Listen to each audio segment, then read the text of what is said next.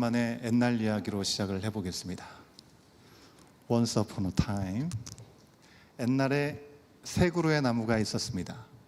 이 세 그루의 나무는 저마다 소원이 있었는데요, 각자의 소원은 이랬습니다.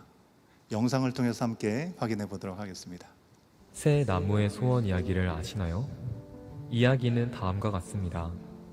어느 산 속 새 그루의 나무는 소원이 있었는데, 첫 번째 나무는 왕을 모시는 멋지고 화려한 침대가 되고 싶었고, 두 번째 나무는 바다를 항해하는 큰 배가 되기 원했으며, 세 번째 나무는 세월이 흘러 왕을 모시는 침대가 되기 원했던 첫 번째 나무는 말구유로 만들어졌고, 큰 배가 되고 싶었던 두 번째 나무는 갈릴리라는 호수에서 고기를 잡는 작은 배로 만들어졌습니다. 그리고 높이 자라있길 원했던 세 번째 나무는 죄인을 매달아 놓는 십자가가 됐습니다. 이들은 모두 원했던 모양은 아니었지만, 소원대로 첫 번째 나무는 만왕의 왕이신 예수님이 태어나 누우셨던 침대가 됐으며, 두 번째 나무는 예수님이 타셔서 사람들을 가르치고 다니셨던 배가 됐습니다. 세 번째 나무는 예수님이 달리신 온 인류를 구원하신 십자가가 됐습니다. 이들은 모두 자신이 소원하던 것보다 더 영광스럽고 존귀하게 된 것입니다. 우리가 어떤 소원을 하든지 하나님은 우리의 소원을 들어주시고 우리의 바람보다 훨씬 더 좋은 것으로 이루어 주실 것입니다. 하나님께서는 우리의 소원을 다하시고 우리가 기대하고 소원하는 것 이상의 최선의 것을 우리 가운데 허락하신 줄 믿습니다.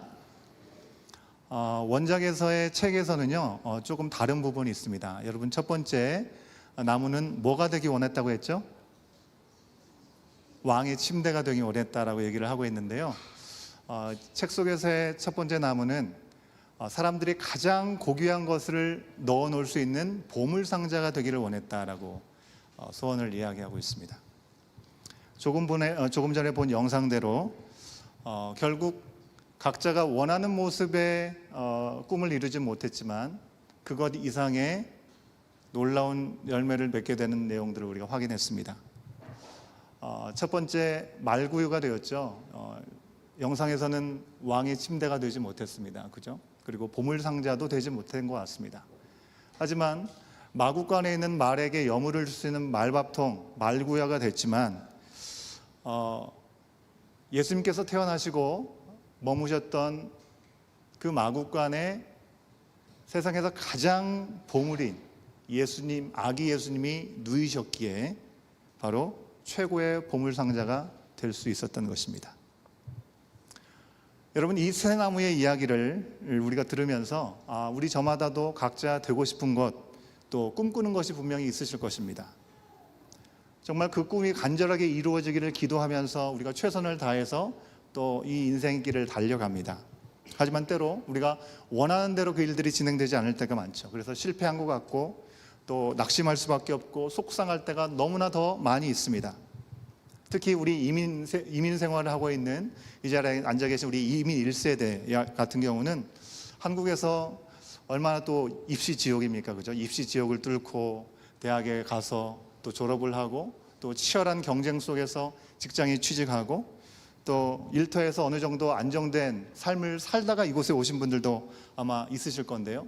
그렇다 하더라도 이제 이 땅 캐나다에 와서는 자신이 꿈꾼 대로 혹은 내가 공부한 만큼 되는 경우가 그렇게 많지 않은 것 같습니다. 제가 예전에 우리 한국에서 전공했던 거, 내가 잘했던 거, 그거와 전혀 상관없는 일들을 하고 계신 분들도 참 많이 있습니다. 그리고 내가 원하고 바라던 것을 이루어서 하고 있는 분이라 하더라도 언제나 우리 가운데는 장벽이 있죠. 언어라고 하는 장벽, 우리 가운데 익숙치 않은 문화라고 하는 어려움들이 분명히 있기 때문에 우리의 기대와 많이 다르게 향해 나가는 부분들을 우리는 부인할 수 없습니다. 우리 자녀들은 어떻습니까? 부모님을 따라와서 여기서 공부하고 시작했던 우리 1.5세 우리 여기 앉아있는 자녀들, 그리고 이곳에서 태어난 2세 자녀들, 캐나다가 다문화 사회라고 얘기하고 소수 인권을 참 중요한다고 얘기를 합니다. 하지만 우리는 소수민족으로 코리안 캐나디언이라는 이름 안에서 우리가 주류 사회로 들어가고 싶지만 그러지 못하는 한계적인 상황들이 우리 가운데 경험되게 될 때도 있다고 하는 것이죠. 그러면 또 좌절감을 경험할 수 있습니다. 이렇게 우리가 원하는 바가 이루어지지 않고 인생에 뭔가 이 애매하게 잘 이루어지지 않는다고 생각하게 되면 우리는 하나님을 기대하고 또 하나님의 뜻을 구하기보다는 오히려 더 불평하고 원망하는 마음들이 생기게 된다는 것이죠. 어떻게 해요? 저 사람은 저렇게 잘 풀리는데 나는 왜 이럴까? 나는 왜 이거밖에 되지 않을까? 다른 사람과 비교하게 되고 또 자신의 처지를 비관하게 되면서 어떻게 해서든지 경쟁에서 이기려고 하는 그런 마음들을 갖게 되기도 합니다. 여러분, 새 나무의 이야기에 나오는 것처럼 사실 하나님은 하나님의 그 크신 사랑과 그 놀라우신 계획 가운데 각 사람에게 최선의 길을 예비하시고 그 길을 인도해 주신 줄 믿습니다. 하지만 우리는 우리의 바람이 조금만 빗나가고 우리가 생각하는 그림과 조금 다른 그림들이 펼쳐지면 우리는 견디지 못할 때가 참 많이 있다고 하는 것이죠. 일터에서 일하는 경우에는 내가 원하는 어떤 급여의 조건, 월급 수준이 못 미치게 되거나 또 근무의 환경이 좀 열악하다고 생각하게 되면 좀 실망스럽고 낙심하게 될 때가 있습니다. 여기 앉아있는 우리 자녀들은 어떻습니까? 열심히 공부를 하죠. 내가 바라는 시험의 결과, 성적이 잘 나오지 않으면 내 인생이 마치 실패한 것처럼 끝난 것처럼 생각될 때가 있다고 하는 것입니다. 그래서 오래전부터 한국에서도 그런 생각들이 있었죠. 그래서 오래전에 이런 영화가 사실 있었습니다. 제목 중에 이런 제목이 있었죠. 행복은, 아시는 분들은 연배가 좀 연식이 좀 되신 분들입니다. 행복은 성적순이 아니잖아요 라는 제목의 영화가 만들어질 정도로 이 무한경제사회에서 우리가 뭐 좋은 점수를 받고 누구보다 더 나은 어떤 결과를 갖고 있는 것이 결코 행복의 우선순위는 아니다, 이런 얘기를 했습니다. 우리 어린 유아들은 어떻습니까? 어린 자녀들 정말 먹고 싶은 캔디 깎아 하나 못 먹으면 세상이 무너진 것 같고 다 산 것 같이 그렇게 울부짖으면서 울게 되는 모습을 또 볼 수 있습니다. 이 자리에 유초등부 친구들도 이렇게 앉아 있는데요. 아까 우리 찬양하면서 내가 실컷 보니까 이렇게 손을 들고 이렇게 찬양하는 너무 사랑스럽고 귀여운 모습들을 제가 볼 수 있었는데요. 제가 알기로는 한 달 후에 5월 말에 유초등부가 달란트 잔치를 거대하게 한다고 들었습니다. 그래서 이 달란트 잔치를 하려면 돈으로 소용하는 달란트를 많이 확보를 해야 되잖아요. 그때까지. 그럼 얼마나 또 요구하는 숙제도 잘 해야 되고 또 칭찬도 많이 받아야 되고 그렇겠습니까? 제가 듣기로는 이 칭찬 달란트를 받는 게 있다고 해요. 예배 드릴 때 얌전하게 또 손을 들고 찬양하고 이런 게 이제 점수 가산점이 돼가지고 선생님이나 전도사님이 오늘 너무 예배를 잘 들었다고 칭찬 달란트를 준대요.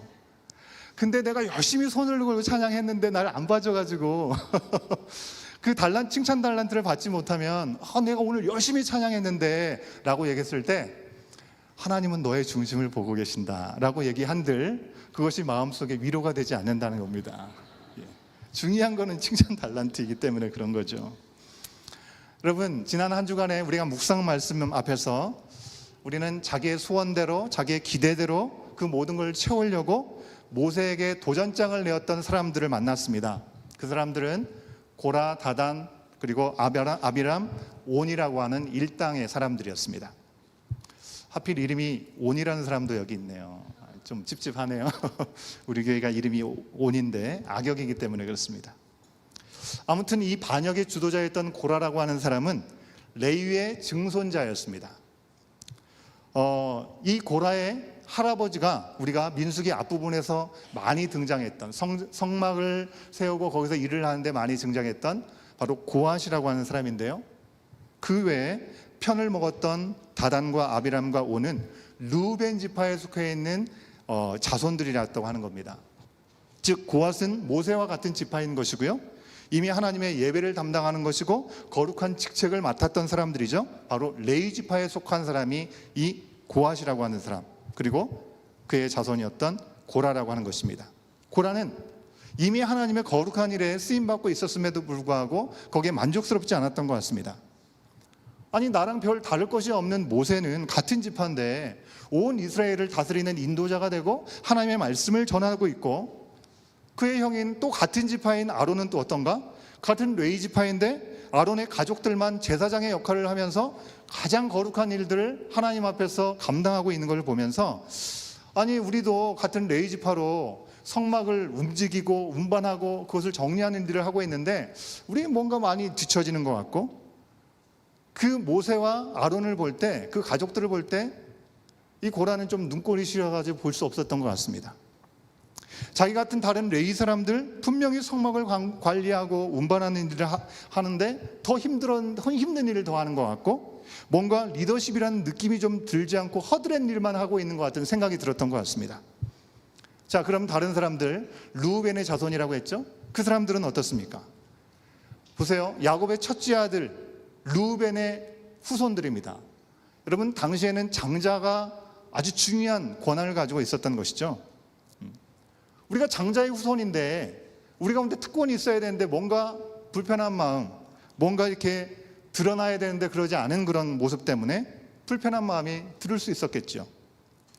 자, 이들과 함께 했던 마음을 같이 한 사람이 그들 4명뿐만 아니라 250명이나 더 있었다고 성경은 얘기해주고 있습니다. 근데 성경은 그 사람들에 대해서 뭐라고 얘기하고 있냐면 이름 있는 지휘관들이다라는 표현을 쓰고 있습니다. 여러분, 이름 있는 지휘관이래요. 누가 보더라도 저 사람은 높은 사람이야, 저 사람은 영향력이 있는 사람이야, 나름대로 리더의 자리에 있고 알만한 사람이라는 것을 확인해주고 있는 것입니다. 이미 명예가 있다고 하면 그 명예를 충분하게 가지고 있는 사람이고 더 높아져야 되만 하는 사람들이라고 할 수 있는 것입니다. 근데 그들은 좀 더 높아지고 그들이 하고 싶은 일들을 하고 싶었을 텐데 뭔가 애매한 현실 가운데 불만을 품게 되고 모세에게 직접 돌직구를 던진 것입니다. 모세, 아론, 당신들은 분수에 지나치게 너무나 많은 월권을 행하는 것 같다. 너무 건방지다. 당신들만 거룩하냐? 우리들도 거룩하다. 하나님 앞에 우리들도 같이 일하고 있다. 그런데 왜 당신들만 혼자 대장 노릇을 하고 있느냐라고 따진 것입니다. 그런데요, 참 재밌는 것은 이런 반역이 왜 일어났을까라는 생각을 해보게 되는 것입니다. 이 반역이 일어나기 전에 모세가 무슨 교만한 행동을 했다든지 아니면 그들 가운데 실수를 범했다든지 그들을 비하하거나 그들을 무시하는 내용이 성경에는 조금도 등장하고 있지 않다고 하는 것입니다. 오히려 반대입니다. 모세는요, 리더라고 하는 막중한 책임감을 가지고 있었기 때문에 백성들이 연약하고 또 완악한 모습을 보일 때마다 그들을 위해서 간절한 마음으로 용서해달라고 중보의 기도를 드렸습니다. 그리고 하나님의 말씀을 온전하게 그들 가운데 전했습니다. 그 일을 한 것이 그가 했던 아주 중요하고 핵심적인 역할이었습니다. 그런 모세에게 고라와 그 일당들이 도전을 던지고 있는 거죠.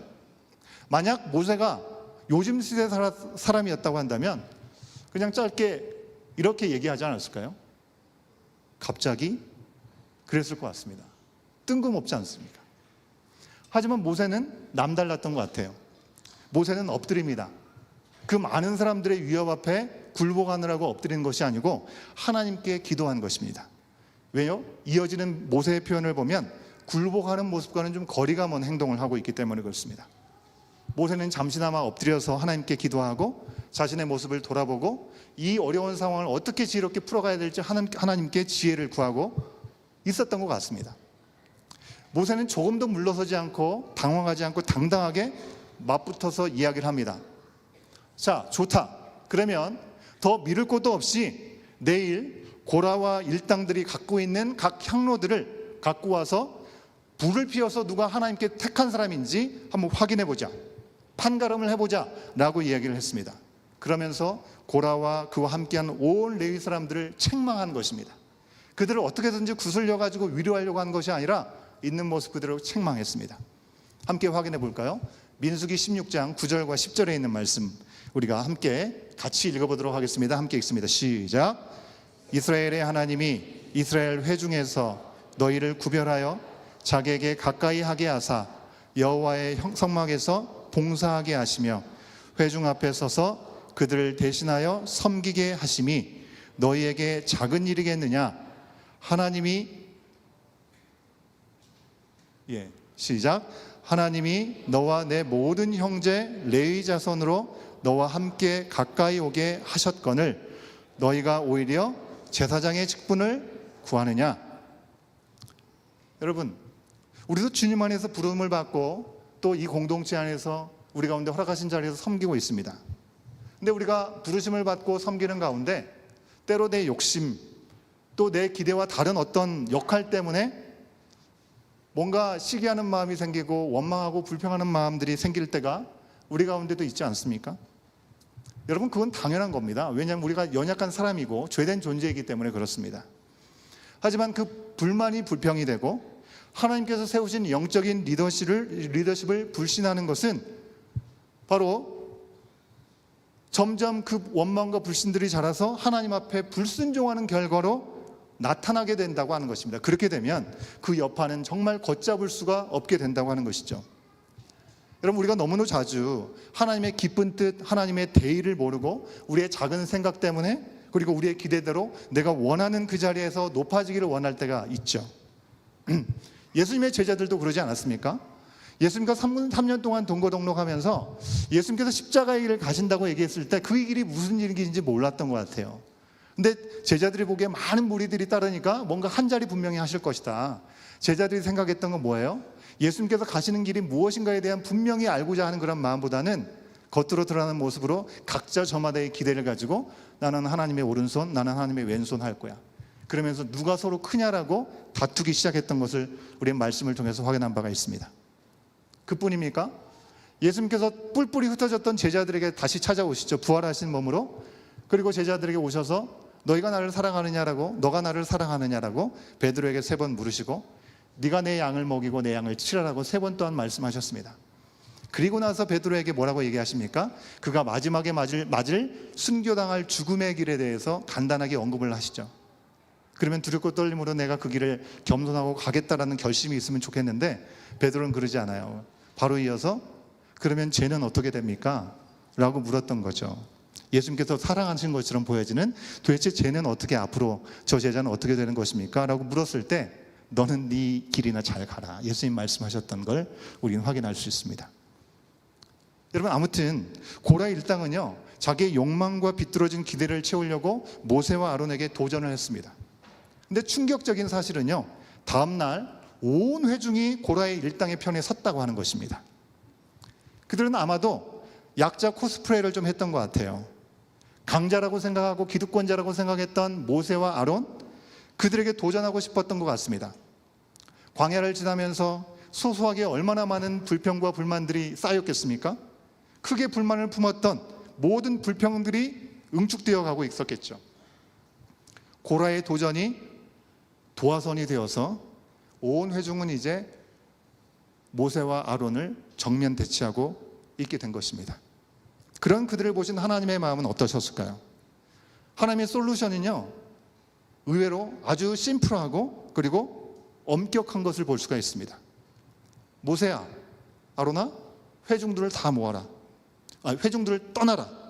이제 그들은 내가 상관하지 않겠다. 그들은 끝났다. 내가 가만히 두지 않을 것이다 라고 얘기를 하셨다는 겁니다. 이 얘기를 들으면 모세 입장에서는 리더이기 때문에 아이고 잘됐다라는 생각을 할 수도 있을 것 같은데요, 모세는 그러지 않는다는 것입니다. 여러분, 지난주에 말씀 기억하십니까? 광야에서 10번이나 하나님을 시험하는 일들을 이스라엘 백성들이 했었습니다. 그죠? 그럼에도 불구하고 하나님께서는 그들을 긍휼히 여기시고 그들에게 은혜를 베푸셨습니다. 용서하셨습니다. 그런데 이스라엘 온 회중은 아직도 정신을 못 차리고 있는 것입니다. 자신들의 불신으로 눈앞에 두었던 가나안 땅, 정탐하고 어떤 사람들의 10명은 그 땅은 좋은 땅은 맞지만 우리는 그들을 결코 이길 수 없습니다라고 부정적으로 얘기한 것 때문에 온 백성들이 왜 우리를 여기에 나와서 죽게 하느냐, 다시 애굽으로 돌아가자, 믿음 없는 고백을 하게 되는 모습들을 보면서 40년 동안 광야에서 그 시간을 채워야 됐었는데 그런 그들은 하나님을 절대로 두려워할 줄 몰랐다는 것입니다. 그러니 하나님께서 더 이상 참으려고 하시지 않으신 것입니다. 하지만 앞서 말씀드린 것처럼 여기서 다시 모세와 아론은 그들을 위해서 중보합니다. 한 사람 때문에 온 회중을 죽이지 말아달라고 간곡하게 외치고 있습니다. 그들은 이스라엘 회중이 징그러울 만한데도 이제는 포기하고 싶은 마음이 그들 가운데도 분명히 있을 텐데도 하나님께 긍휼을 구하고 있고 결국 처음 이 일을 시작한 고라 일당은 땅이 삼켜서 죽게 되고 250명은 여호와 하나님의 불로 심판을 당하고 끝장나게 됩니다. 그리고 마무리가 되었습니다. 하나님은 다시 이런 비극이 일어나지 않게 하시고자 증거를 삼게 하셨습니다. 우리가 묵상 말씀을 통해서 확인했죠. 불로 심판당했던 250명이 들고 있었던 노향로를 다 쳐가지고 철판으로 만들어서 번제단의 그물망을 거는 사방의 벽을 만들어라 라고 말씀하셨습니다. 마치 이렇게 만들라고 하신 것입니다. 그림을 보여주시면, 오른쪽 이 번제단의 벽을 만들어 놨잖아요. 이게 바로 250명이 화로 그것을 쳐서 만든 거라고 하는 것입니다. 여러분, 이제 이스라엘의 모든 사람들은 번제단에서 하나님께 예물을 드릴 때 바로 여기를 거쳐야만 할 때마다 이것을 볼 수밖에 없죠. 자신의 조상들이 하나님 앞에 거역했던 것을 기억할 수밖에 없을 것입니다. 그러면 제사장을 거역하는 일이 얼마나 하나님 앞에 온전치 못한 것인지, 자신들의 원망과 불평을 하나님께서 얼마나 미워하셨는지 그것을 기억하면서 다시는 그런 죄를 짓지 않겠다는 결단이 그들 가운데 있어야 하는 것입니다. 그런데 놀랍게도, 정말 놀랍게도 그 일이 일어난 지 며칠 만에, 단 하루 만에, 그 다음 날 이스라엘 온 회중은 또다시 고라의 죄를 그대로 짓고 맙니다. 고라가 산채로 땅에 빠지는 것을 눈으로 똑똑히 봤던 그들일 텐데, 하나님 앞에 회개하지 않고 모세와 아론에게 너희 때문에 250명이 죽임을 당했다라고 따지기 시작한 것입니다. 이 모습 앞에서 하나님은 어떻게 하셨을까요? 성막에 구름이 임재하고, 그리고 모세와 아론에게 하나님 말씀하셨습니다. 뭐라고요? 민수기 16장 45절 말씀입니다. 이 말씀도 같이 한번 확인합니다. 시작. 너희는 이 회중에게서 떠나라. 내가 순식간에 그들을 멸하려 하노라 하시매 그 두 사람이 엎드리니라. 여러분, 앞선 말씀에 완전히 데자뷰입니다. 데자뷰. 한번 확인해 볼까요?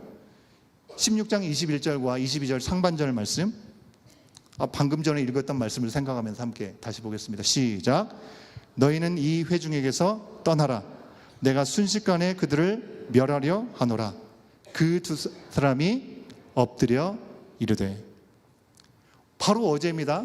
고라를 따라서 모세와 아론을 데려가던 온 회중에게 하신 하나님의 말씀이 그대로고요. 그리고 그에 대한 모세와 아론의 중보기도도 그대로 나오고 있습니다. 결국 이스라엘은 연병으로 인해서 심판을 받게 됩니다. 아론과 모세가 명한 대로 회중들의 속죄, 그들이 회중들을 위해서 속죄제를 드리면서 향을 피우면서 죽은 사람과 산 사람 사이에 섰을 때, 그때서야 비로소 재앙이 그쳤다라고 성경은 기록하고 있습니다. 하지만 그 사이에 죽은 사람이 무려 14,700명이나 되었다는 것입니다. 모세와 아론의 중보기도, 그리고 하나님의 긍휼하심과 하나님의 열심으로 그들을 살리려고 애쓰시는데도 그들은 하루가 안 되어서 거역하고 불평하면서 하나님을 멸시하다가 심판을 받게 되었습니다. 이 말씀 앞에 선 우리들의 모습을 잠깐 생각해 보시면 좋겠습니다.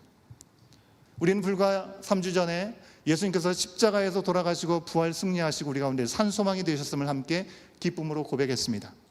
그 십자가의 보혈의 능력으로 죄사함을 받고 죄사슬이 끊어지고 자유함을 얻게 되었는데도, 마치 말씀 속에 등장하는 광야에 있었던 이스라엘 사람들처럼 우리 눈앞에 당장의 욕심 때문에 하나님이 주신 귀한 은혜와 사랑이 분명히 있음에도 불구하고 너무나 쉽게 잊어버리고 마이웨이를 끊임없이 찾고 있는, 그것을 고집하고 있고 교만한 마음으로 어리석게 행동하고 있는 우리들의 잔재는 남아있는 모습은 없습니까? 그 길이 분명히 아니라고, 그렇게 하면 안 된다라고 말씀을 해주시는데도 하루가 멀다 하고 제자리 걸음을 반복하고 있는 우리들의 모습은 아니냐고 하는 것입니다.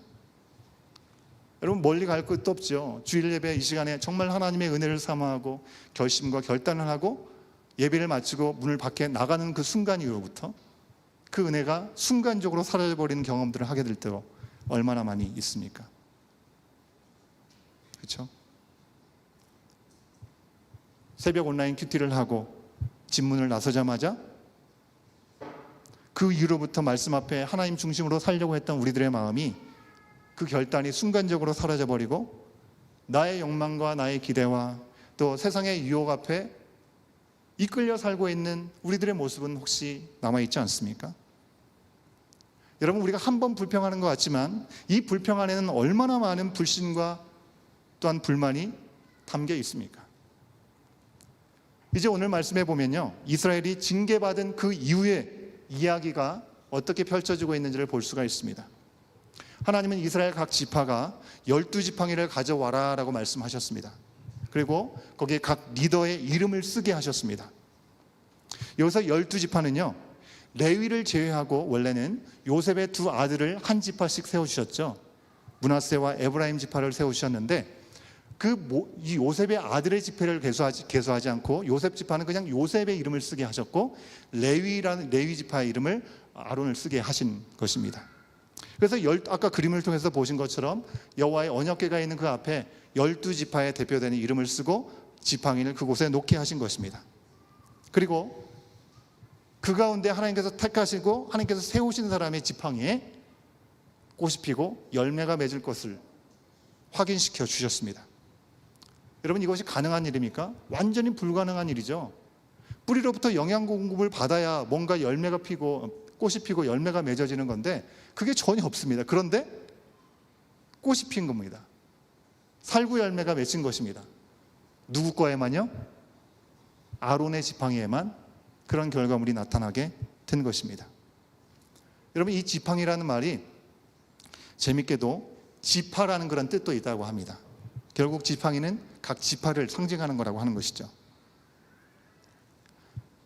아론의 쌍난 지팡이는 언약궤 안에 두게 함으로 하나님께서 그들 가운데 허락하셨던 그 사건을 기억하게 하신 것입니다. 현실적으로 말도 안 되는 이야기죠.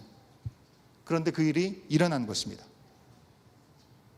아론을 세우신 그 하나님의 섭리하심의 역사는 반전이 없었습니다. 그대로 이루어진 것이죠. 아론이 하나님 택하신 사람이 맞았던 것입니다. 민수기 17장 8절에 있는 말씀을 같이 한번 확인해 볼까요? 17장 8절입니다. 시작. 이튿날 모세가 증거의 장막에 들어가 본즉 레위 집을 위하여 낸 아론의 지팡이에 움이 돋고 순이 나고 꽃이 피어서 살구 열매가 열렸더라. 아론이 하나님께서 택하신 제사장이라는 것입니다. 성막을 관리하고 운반하는 레위의 대표가 아론이라고 하는 것입니다. 죽은 나무에 싹을 피울 정도, 그 정도가 아니라 꽃이 피고 열매를 맺게 하실 정도로 아주 분명하게 확증해 주신 것입니다. 왜 이렇게까지 하셨을까요? 굳이 이렇게까지 하신 이유가 무엇입니까? 아론을 위해서요? 물론 그렇기도 하겠죠. 하지만 그보다는 이스라엘 백성을 위해서, 그리고 하나님을 위해서 라고 말하는 게 더 맞는 것 같습니다. 하나님은요, 하나님이 세우신 사람을 통해서 하나님이 뜻하시고 인도하시는 그 뜻대로 따라오기를 하나님은 간절히 바라셨기 때문에 그들에게 불로 땅속으로 심판을 허락하신 후에도 또다시 하나님의 열심을 그들 가운데 부어주고 계시는 것입니다. 그 이스라엘 백성들은요, 그들은요, 돌이켜서 바른 길로 가기를 갈 수 있도록 기적적인 인증을 다시 한번 해주신 것입니다. 다시 한번 확인해 준다. 돌아서서 나를 따르라. 내가 임명한 자를 잘 따라가라. 말씀하고 있는 것입니다. 동시에 이 지팡이를 통해서 아론이든지 누구든지 그들 스스로의 위대함이나 나름의 어떤 특별한 능력이 있어서가 아니라 죽은 나무 지팡이, 마른 지팡이 아니겠습니까? 바로 마른 지팡이와 같은 존재들이라는 것을 우리 가운데 알려주시는 것이죠.